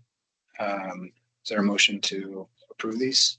I move that the board approve the listed applications with their respective tier changes, subject to the usual contingencies. And I will second. All in favor? Aye. Aye. Aye. Okay, moving on. Here you're looking at an applicant that wishes to change its location from St. Johnsbury to Westmore. Westmore does not have an LLCC. The applicant has been planning this move for many months and is within their regular renewal window. They've completed and submitted their timely renewal. Our compliance team has visited and approved the site. And our licensing team recommends that this is approved with Westmore as a new site of operations. Great. Any questions about that? Nope. All right. Is there a motion to approve the change of location? I move that the board approve the listed application for change in location, subject to the usual contingencies. And I will second. All in favor? Aye. Aye. Aye. Thank you. Okay, next, what we have for you here, it's a request for ownership changes made coincident with the licensee's renewal. The licensing division has received necessary documentation to support the renewal, and as well as the explanations for changes requested. However, our staff wants to call to your attention that the requested ownership shift would add an extraordinary number of less than 10% shareholders who have not been scrutinized as large interest holders are, which creates a situation in which the board has not made their usual inquiries into who controls most of the establishment shares, and if there is an affiliations issue. So at this point, if the board is comfortable, the board can renew the license and approve the ownership change now, or if the board needs more information about the incoming shareholders, it can defer action until the regular December meeting and request affiliations declarations and, if appropriate, take testimony. Gabe may have a little more color on this if you need more. Sure. So this is unusual in the sense that nobody necessarily did anything wrong, but it's all operating in a kind of administrative blind spot for you as a board. Your general rule is that license applicants who hold less than 10% of the shares of a corporation are not subject to the same scrutiny that larger shareholders are, those being the background check and the check for affiliations among the people. What's odd about this is that the request is to bring in so many small shareholders that a majority of all the shares would belong to people who had not been inquired into in any way. You wouldn't have any background checks on them. You wouldn't know if they were affiliated. And because there's no affiliations check on them, if you pursue that as a policy, what you'd wind up with is 80% shareholders who are affiliated could each take a 9.9% stake, completely evade the scrutiny the General Assembly intended of their affiliations and their backgrounds, and yet walk away with a license. So basically, it's a loophole. I want to be very clear. There's no indication that Woolly Mammoth intended to exploit that loophole, but it fits into this very unusual case where, were you to approve what we have today, you would approve it without any knowledge of a majority of the shareholders or whether they have anything to do with one another. So that is why licensing is sort of thing is saying maybe you want to kick it down the road, defer action. The license itself under the APA would remain in full force and effect. No decision will be made yet on the ownership change. And then the next logical thing for you to do would be to ask licensing to send all of the minor shareholders the affiliations paperwork that the larger shareholders usually get, screen it to make sure they don't have anything to do with one another. If any two or more do have to do with one another, they should be background checked because they're constructively more than 10%. So weird how we got here, but it's just that nobody anticipated during your rule and policy making that this many minor shareholders might come along. And so you're kind of in this. Would that affiliations paperwork tell us not only if multiple investors in this business are connected, but also if they're connected to multiple other? It should. Okay. It's like a 3-page written interview almost, where one makes declarations about, I have family members in the industry. So it should hit all the points that concern you. And of course, in some cases where it gets really complicated, you've just had evidentiary hearings. You've just said, guys, can you please get on a call, swear yourselves in, and we'll just get information from you. So again, I don't want any suggestion of a problem here that's unusual, just that it's very difficult with this kind of transfer for you to do your due diligence as a board. And if we table it for now, these folks can still operate, right? We're not preventing. They can. They shouldn't consummate the change. Okay. Until it's approved, but they can still. So theoretically, if they need this change in order to continue operating and we delay the approval of it, they may not be able to operate, but.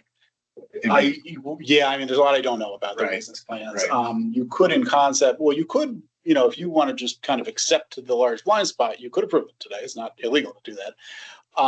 You could also grant a delegate authority to Melissa and the licensing division once they get the forms back, if they raise no interesting issue, to just go ahead and administratively approve the change. Or you could have a special meeting, although I think we were just asked to stop doing that. So. Okay. I think I'd like to know more. Yeah, I think I would too. I mean, essentially what you're saying, just to break it down, you said it very eloquently, but if for instance, two of these 8% owners were husband and wife, cohabitated, shared all their, had a joint bank account, they would exceed, we would consider that an affiliation that would, 16%. 16%, and then we'd require them both to get background checked. So yeah, I think it's important for us to make sure that that's all right.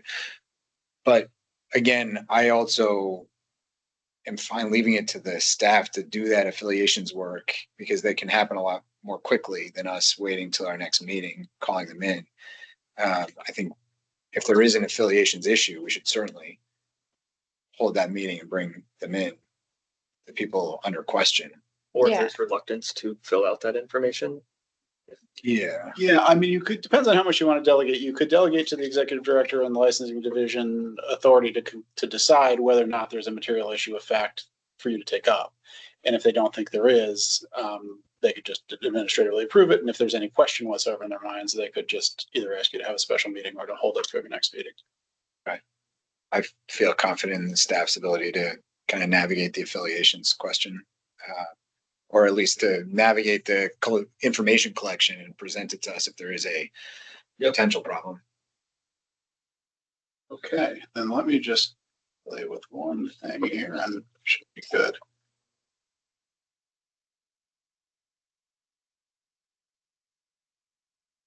And that can happen more quickly than us waiting till our next evidentiary hearing on the. Well, either way, the first step would be Melissa and team sending out and collecting replies to the affiliations worksheet. So however long that takes, hopefully it's a quick turnaround. And then, yes, if based on the findings, there is a need or more, we'll schedule the affiliations hearing with all of you. And the timing of that will be what that would be. All right, well, is there a motion to approve this, or to let's see. Yeah, well, it's approve subject to appropriate affiliations? So let's try it this way. yeah, let's see. I don't know that that's. Hang on one second. I want to make sure I understand the conversation we're having. We're not approving, we're tabling until they complete the affiliations paperwork, and we're giving the staff the authority to determine whether or not there's anything in that paperwork that needs to come back to the board, right? Yes. I think this is right.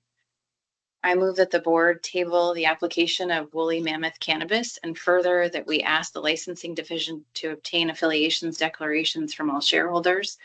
And if any affiliated shareholders would hold more than 10% interest, that those shareholders be background checked. Further, the executive director and the licensing director are authorized to approve the change if they conclude that there's no issue of material fact for the board to determine. That sounds pretty good. And I will second. Yeah. Okay. Any further discussion? I No. think that was the right motion. Yes. It's really literally hot off the press. All in favor? Aye. Aye. All right, thank you. Next on our list, you're looking at 8 retailers who have requested to add the new medical endorsement at the point of submitting their ordinary and timely license renewal applications. The licensing team recommends that the board approve issuance of the medical endorsements to these licensees. Just a quick reminder that our rules require enhanced training for patient-facing retail staff. Consequently, there will be a small delay before new endorsees. We'll have staff that's trained to transact sales to medical patients. The training module should be ready in about a month. December 3rd. December 3rd. Yep. Some more folks that were on time, and this time more information given to us. Do we know if people pass that, the training, if they will have the information that day? Do we know anything about how quickly the final is? I believe so, yes. So, as soon as you pass the test, which I think gets graded immediately, because I think it's a multiple choice test. Yep. As long as one of those trainees is available and Produce the paper that they passed. yeah, that they can start operating. These folks Yep. know that they're not allowed to operate as a medically endorsed retailer, as in, make tax-free sales and sell medical products until that, right? Yes, and they will get a written letter from our licensing team at the end of this meeting. Okay. Assuming there is Done. approval, 10% again, down. clarifying that they're not yet allowed to transact Okay, until. great. Mhm. Okay. Any other questions for Olga or Gabe or Melissa on this? No. All right. Is there a motion to approve these applications? I move that the board approve the renewals and endorsements recommended, with the reminder that staff must complete the required training before consummating medical sales. And I'll second. All in favor? Aye. Aye. Next, you're looking at two businesses seeking to amend their retail licenses mid-cycle to add a medical endorsement. And the licensing team recommends that the board approve the issuance of the endorsed licenses. Again, same reminder that enhanced training for patient-facing retail staff is required and currently not yet available. So these businesses, if approved, will need to wait until that training is available. So I heard you say on the last group that they were all submitted on time. Mhm. Do we know if these folks submitted their last renewal on time? Yes, we have checked that they have not been late on their Okay. renewals. That's correct. Great. And they're otherwise in In good standing. continuous good standing? Yeah. Mhm. Okay, great. All right. I move that the board approve the endorsements requested, again with a reminder that staff must obtain training before consummating medical sales. And I will second. All in favor? Aye. Aye. Thank you. Let's see, next here, slightly different matter. An executive amendment before you related to a change of location outside of the normal renewal period. So the applicant here wants to change the location of their manufacturing license. The licensee is leaving their current site and intends to do their manufacturing on the site of their cultivation facility in West Charleston. They're moving out of Derby. The West Charleston location has already secured a passing site visit from our team. There is no LCC for West Charleston, and our licensing division recommends an approval. Any questions about this? Mhm. Is there a motion to approve? I move that the board approve the amendment of the license of Urban Herban LLC for the purpose of authorizing operation at a change of location. And I will second. All in favor? Aye. Aye. Aye. Okay, thank you. Next. So here we have an expired application, renewal application that falls within the 60-day redemption period permitted under Rule 115.2D as amended in July. The board has been shared on the materials related to this licensee. As a quick summary, since we have a lot of slides today, this applicant was first, they were late on their 2024 renewal. And then in 2025, they did not meet necessary requirements for a timely renewal. And the license expired on October 23rd of this year. The applicant here cooperated fully in season operations as directed by our compliance team. Since their license expiration, they were successful in providing our team with the missing documentation to qualify for renewal administratively. And our staff recommends that the board exercises its discretion in accepting and reviving this license. And if it is reinstated, the expiration date will remain October 23rd. Okay. Any questions? Nope. Nope. Is there a motion to reinstate this expired license? I move that the board approve the reinstatement of Snow Farm LLC as recommended by staff, issuance subject to the usual contingencies. No, second. All in favor? Aye. Thank you. Next here. So here we are looking at 2 late and now complete renewal applications. The supplemental materials have been provided to the board ahead of this meeting. For some additional context, Big House Cultivation is operated by the principals of retailer Graham Central, which has had 3 late renewals. And this is Amanana's second late renewal application.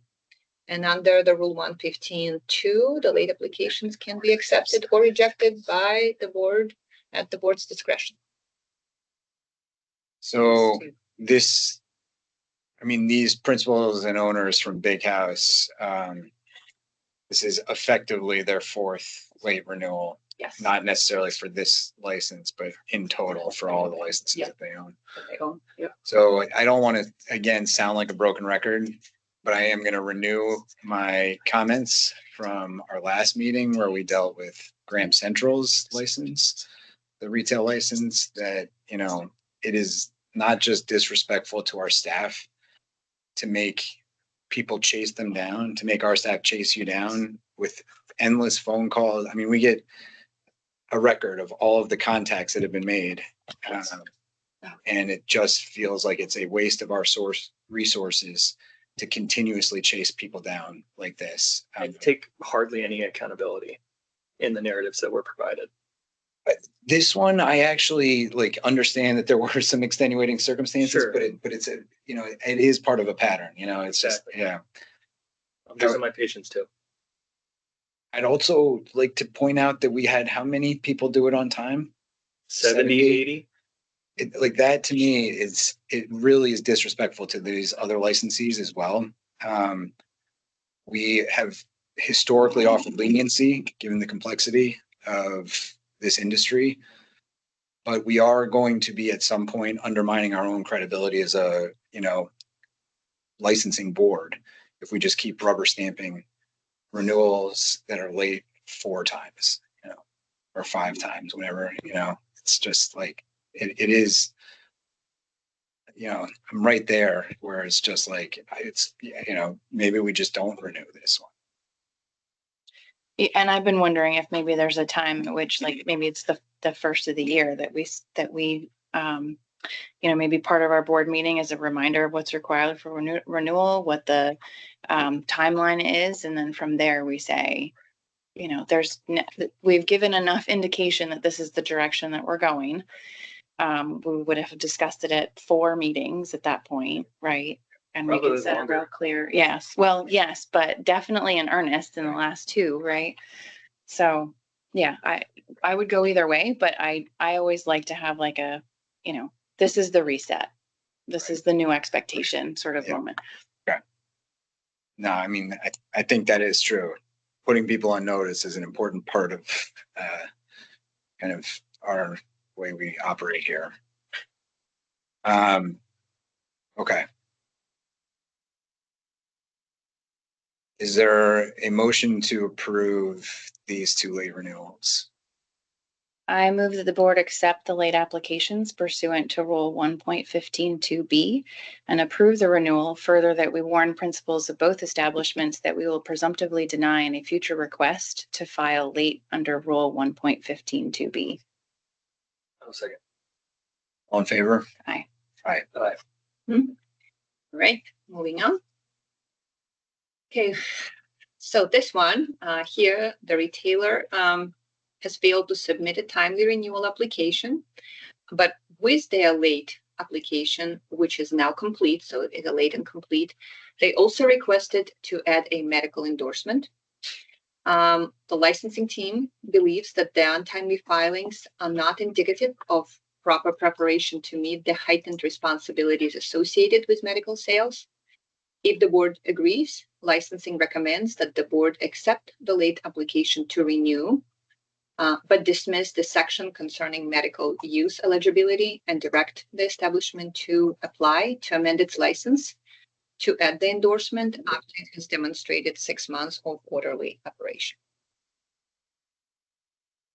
So this, I think, is a time where we should talk about what we believe we meant when we wrote our rule 1.7.1 about qualifications for receiving medical use endorsement. I have it up here. I mean, let me just back up 1 second, which is, when we put forward the medical use endorsement concept to the legislature, there is a lot of debate and concern that a medical use endorsement would become an end run around potency caps, and it would be a tax avoidance mechanism. And they drafted the law, and we subsequently drafted Rule 1.7.1a, or just the whole rule, to minimize that risk. And so, we wrote, demonstrate at least 6 months of continuous compliant operation in good standing and scrupulous record keeping and tax compliance. So we have never talked about what we mean by continuous compliant operation in good standing. Is that no violations? Is it no letters of warning? Is it compliance with the corrective action plan? Is it filing a late application? So I think this is Yeah, so I would agree that it's not having any outstanding compliance issues, really. Right. But then also I think timeliness is part of that. Okay. Me too. I think I read that some people have letters of warning that I think are really somewhat edge cases, and I think compliance is not going to flag like non-egregious letters of warning for this. I don't know if that applies to higher elevation, but it does seem like filing on time, respecting that deadline and those filing requirements is one of those things that not just the legislature, but we need to be very serious about, because if, people aren't filing their tax documents on time or not record keeping properly for these sales, then the legislature is going to take this thing away from everyone very quickly. Agreed. And I think we've established that if not all, most of the other folks that have applied for an MUE have been on time or have at least have a history of timeliness, or at least in the most recent were timely, unless there was something that was legitimately out of their control. Yeah, out of 10 retailers who you have recently approved, there was just one who had a late application a year ago, and it had a challenge that I think had to do something with Department of Fire Safety delays. I believe that's And this business will have an opportunity in 6 months to still achieve this. Yep. Okay. Yeah, I'm fine with that. So is there a motion to, well, you probably have it. I do. I think you're still supposed to call for it. Okay, is there a motion to approve this underlying or accept and approve the underlying retail application and delay kind of consideration of the medical use endorsement for 6 months? I move that the board approve the renewal for higher elevation in its current form, but dismiss the accompanying request for medical use endorsement, provided that the applicant may renew its request for endorsement once it can demonstrate 6 months of orderly and compliant operation. Oh, second. All in favor? Aye. Aye. Aye. okay. Another one. This one is very similar to the last slide, except the medical endorsement filings for this retailer were not complete at the time of the submission of of their renewal paperwork. As of today, actually, the license has become complete. If this explanation is satisfactory to the board, staff recommends that their requirements to renew the retail license are satisfied, although late. However, the establishment has not completed steps necessary to be eligible for medical endorsement, since they have not yet established medical use endorsement SOPs and policies, and the site has not passed an inspection to validate their ability to operate with the endorsement. So again, if the board elects to renew the retail license, it will have to dismiss the section concerning medical use eligibility and direct the establishment to apply to amend its license at a later date after 6 months of orderly operation. This one for the medical use endorsement is not even a really close case for me. No history of tax compliance. I mean, they're in compliance as of today, but no continuous history of tax compliance, insurance, banking, So I think for me, the medical use endorsement for this one needs to wait until we can demonstrate at least 6 months of continuous compliance. But how do we feel about the underlying license? Because there was a lot there and it really was under the wire. But it was under the wire, so. Yeah, I mean, the under the wire part is what we've been allowing, right? Like- Yes. Their first renewal. Yes. So in light of just kind of our history on this, I'm inclined to approve the underlying retail renewal, but delay consideration of the medical use endorsement. Yeah. Okay. Is there a motion for that?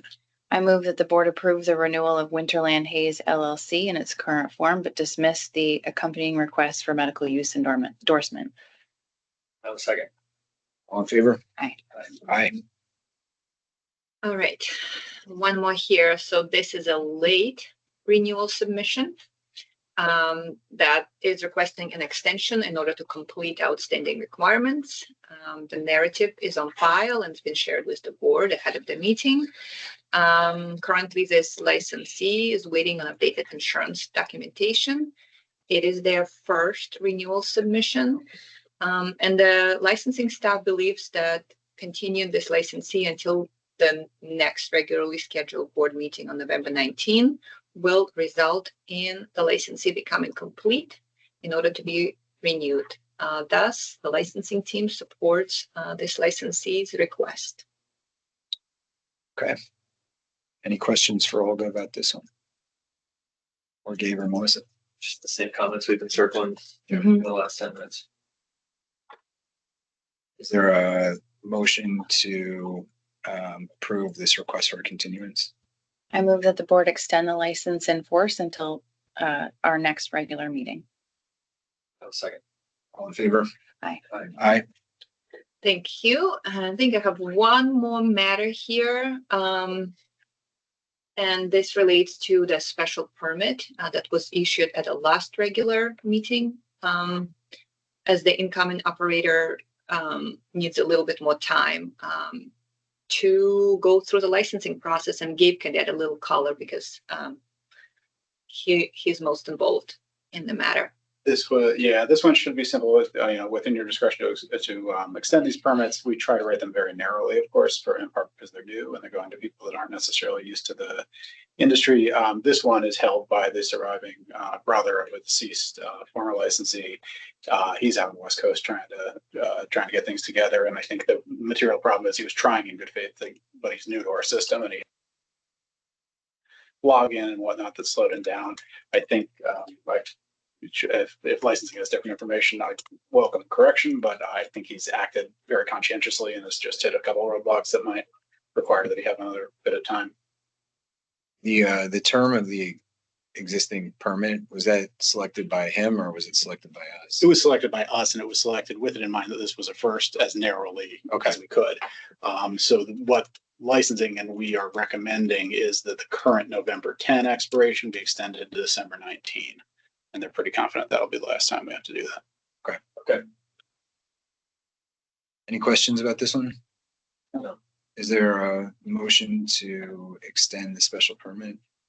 I move that the board amend the special permit issued to Ted Lizzie relative to the operation of Cognizant Sparks LLC by striking the expiration date of November 10th, 2025 and substituting the date of December 19th, 2025. Second. All in favor? Aye. Aye. All right, and that's all we got for you today. Thank you so much. Okay. Mhm. Thank you, Olga. Yes, and the team. And the whole team. Sorry. Yes, that was an incredible amount of Yeah. work, both on the compliance side and the licensing side. All right. I'm just looking at the agenda and we don't have anything left. We ran significantly over today. My apologies for that. But I will adjourn the meeting. Happy Halloween. Oh, yeah. Thank you.